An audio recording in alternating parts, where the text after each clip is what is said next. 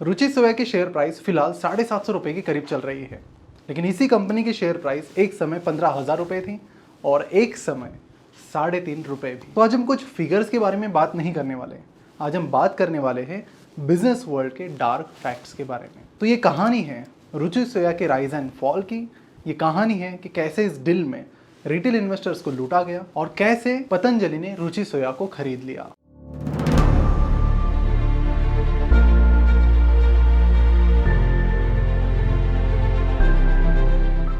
नमस्कार, मैं प्रसाद आपका आज के इस वीडियो में स्वागत करता हूँ। ये वीडियो एक बहुत ही स्पेशल वीडियो क्योंकि यहाँ पर हम आपको फ्री में देने वाले हैं कुछ शेयर्स हमारी फेवरेट कंपनी गूगल के।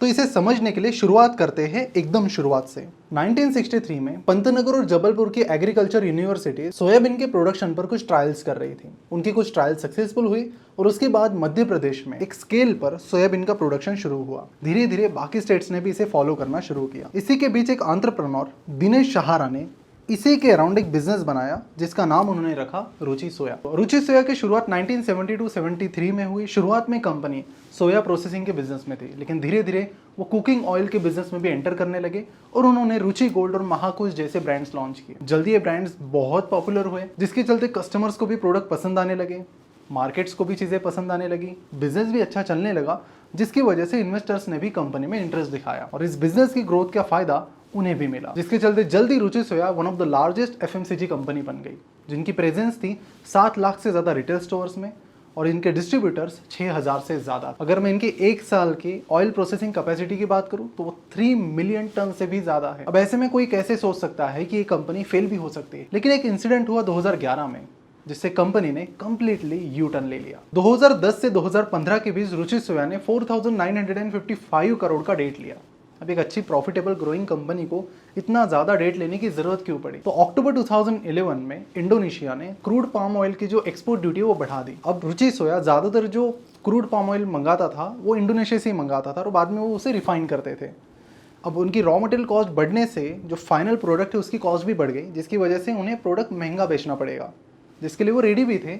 लेकिन वहीं पर इंडोनेशिया ने एक मास्टर स्ट्रोक खेला। उन्होंने कहा कि जो भी हमारा रिफाइंड ऑयल है उसकी एक्सपोर्ट ड्यूटी हम कम कर रहे हैं, यानी रॉ मटेरियल की एक्सपोर्ट ड्यूटी उन्होंने बढ़ा दी और refined oil that is final product की जो एक्सपोर्ट ड्यूटी वो कम की, जिससे कई सारे बड़े बड़े प्लेयर्स रुचि सोया से ऑयल खरीदने के बजाय सीधा इंडोनेशिया से खरीदने लगे, क्योंकि वहां पर उन्हें वो चीज़ सस्ती मिलने लगी। अब बड़ा सवाल था रुचि सोया के सामने कि अब क्या करें, क्योंकि जब सिर्फ रॉ मटेरियल की कॉस्ट बढ़ी तो थोड़ी बहुत कॉस्ट वो बढ़ा भी सकते थे, लेकिन जब फाइनल प्रोडक्ट की कॉस्ट सामने वाली कंट्री ने कम की है और इनका फाइनल प्रोडक्ट थोड़ा महंगा निकल कर आएगा तो ऑफकोर्स हर कोई इंडोनेशिया से ही रिफाइंड ऑयल खरीदेगा। इसीलिए इन्होंने यहाँ पर टेम्पररी कुछ प्रोविजंस लाए कि हम मार्जिन कम लेंगे और प्रोडक्ट सस्ते में बेचेंगे। और दूसरी चीज़ उन्होंने की कि जो भी हमारे डिस्ट्रीब्यूटर्स हैं उन्हें हम क्रेडिट पर सामान देंगे, यानी आप आराम से 6 महीने बाद 8 महीने बाद पैसे रिटर्न करो, लेकिन पहले सामान ले लो, जिससे कई सारे लोग ये प्रोडक्ट प्रेफर भी करने लगे। ऐसा करते करते रुचि सोया के करीब 5,000 करोड़ के रिसीवेबल्स थे, यानी वो पैसा उन्हें डिस्ट्रीब्यूटर और बाकी रिटेल शॉप से लेना था। लेकिन जैसे टाइम चला गया कई सारे लोग पैसा रिटर्न नहीं कर रहे थे, जिससे कंपनी का पैसा डूबने लगा। और वही दूसरी ओर कंपनी ने जो लोन लिया था तो कई सारी बैंक्स कंपनी के पीछे पड़ी कि आप पैसा रिटर्न करो। लेकिन एक तो इस हालत में आप फंसे हुए हो कि यहाँ पर आप मार्जिन नहीं बढ़ा सकते और दूसरी ओर आपके कई सारे रिसीवेबल्स हैं, आपको टाइम पे पैसा नहीं मिल रहा है। तो ऐसे में कंपनी ने हाथ खड़े कर दिए। फिर बात गई सीधा NCLT, जहाँ पर कंपनी की इंसॉल्वेंसी प्रोसेस शुरू कर दी गई। तो ऐसे में कंपनी के ऊपर 9,000 करोड़ का डेट हुआ था।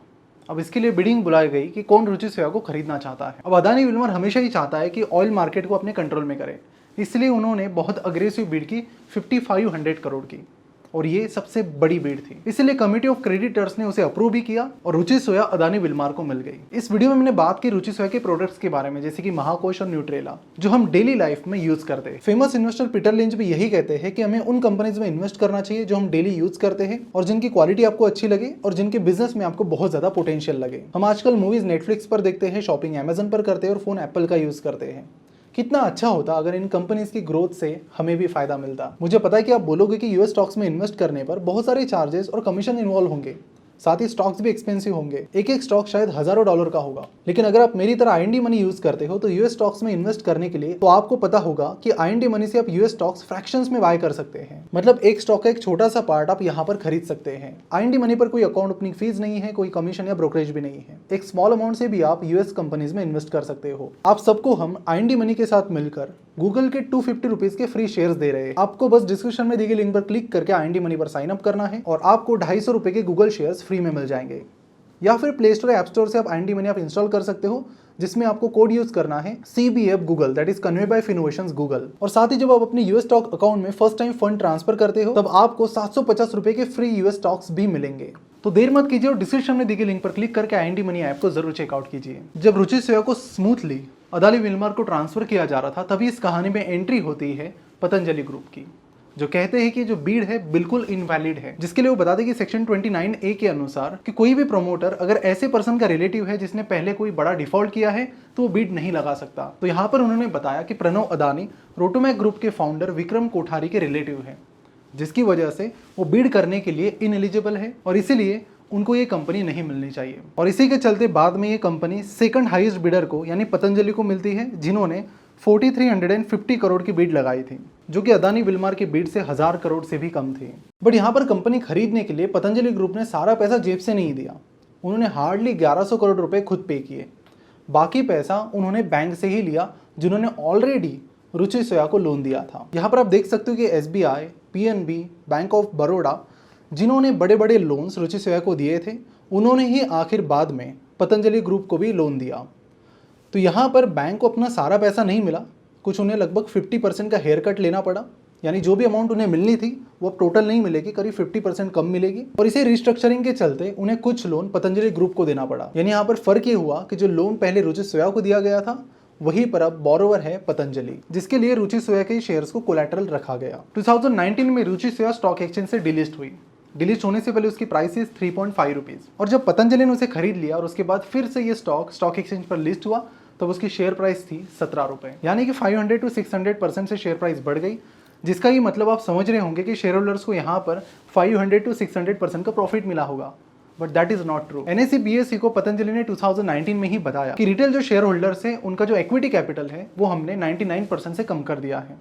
यानी अगर डिलिस्टिंग से पहले आपके पास 100 शेयर थे तो आपको सिर्फ 1 शेयर मिलेगा। तो ओवरऑल अगर वैल्यू की बात करें तो आपकी 95% हेयर कट की गई और 5% वैल्यू आपको मिल रही है, जबकि बैंक्स की जो हेयर कट थी वो अराउंड 50% थी। जब कोई भी कंपनी इंसॉल्वेंट होती है तो सबसे पहले सिक्योर्ड क्रेडिटर्स को पैसा दिया जाता है, उसके बाद अनसिक्योर्ड क्रेडिटर्स को पैसा दिया जाता है और लास्ट में आते हैं शेयर होल्डर। तो यहाँ पर जब क्रेडिटर्स ने 50% का हेयर कट किया है, यानी 100 करोड़ का लोन है तो 50 करोड़ उनको मिलेंगे, 50 करोड़ नहीं मिलेंगे। वही इनडायरेक्टली अगर हम बात करें तो शेयर होल्डर्स के लिए 95% का ये हेयर कट रहा है। 2016 में insolvency and bankruptcy that is IBC code आया, जिसके बाद कई सारी बैंक्स की जो रिकवरी है वो बढ़ने लगी है। वहीं पर यहाँ पर जरूरत है रिटेल इन्वेस्टर्स के लिए कोड की, जहां पर कंपनी कोई भी रेट इन्वेस्टर्स को ना दे पाए। आज यहाँ पर कोई भी रूल्स और रेगुलेशन नहीं है। जो भी कंपनी NCLT से किसी कंपनी को खरीद रही है वो उस कंपनी के रिटेल इन्वेस्टर्स को कुछ भी दे सकती है, और अगर नहीं भी दिया तो भी कोई बात नहीं, तो उसके लिए कोई रूल्स ही नहीं है।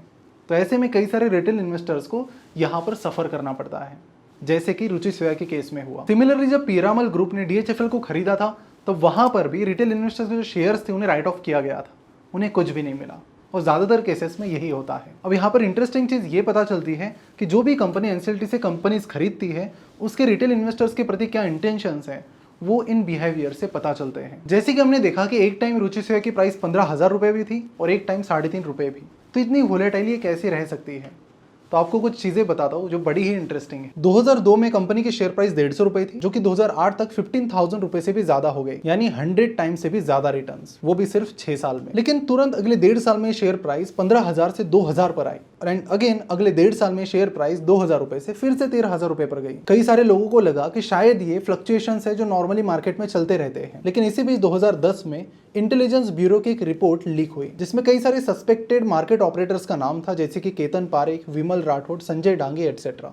इस रिपोर्ट में कई सारी कंपनीज जैसे कि रुचि सोया, SKS माइक्रो फाइनेंस, आकृति सिटी, इन कंपनीज पर यह शक था कि यहाँ पर कई सारे ऑपरेटर शेयर्स को मैनिपुलेट कर रहे हैं। इस रिपोर्ट में यह भी सस्पेक्ट किया गया था कि विमल राठौड़ नाम के एक पर्सन एक बहुत बड़े इन्वेस्टर से शिवा शंकरन के बिहाफ पर शेयर्स को अक्यूमुलेट कर रहे हैं इनसाइडर इंफॉर्मेशन के बेसिस पर, और ये लोग मिलकर शेयर्स में पंप एंड डंप कर रहे हैं, जिसमें कई सारे रिटेल इन्वेस्टर्स का नुकसान हो रहा है, वही कई सारे ऑपरेटर्स को बहुत बड़े बड़े प्रॉफिट्स मिल रहे हैं। अब ये वोलेटिलिटी की कहानी यहीं पर नहीं रुकती है। 2019 में जब कंपनी रिलिस्ट हुई तो कंपनी के शेयर प्राइस 17 रुपए थी, जो कि जून 2020 तक यानी अगले 5-6 महीने में ही 1500 रुपए पर चली गई, यानी approximately 9000% returns in just 5-6 months. Business standard के एक एक्सक्लूसिव रिपोर्ट के अनुसार पतंजलि ग्रुप ने आशो एडवाइजरी एलएलपी नाम की कंपनी को रुचि सोया के शेयर सिर्फ 7 रुपए पर दिए, जबकि एक्चुअल शेयर प्राइस उस दिन 60 रुपए के करीब थी। तो इतना मैसिव डिस्काउंट एक कंपनी को क्यों दिया गया? इस कंपनी ने 13 करोड़ रुपए रुचि सोया में तब इन्वेस्ट किए थे, जिसकी वैल्यू आज 1500 करोड़ रुपए है। एक जगह रिटेल इन्वेस्टर का इक्विटी कैपिटल 99% से कम हो जाता है,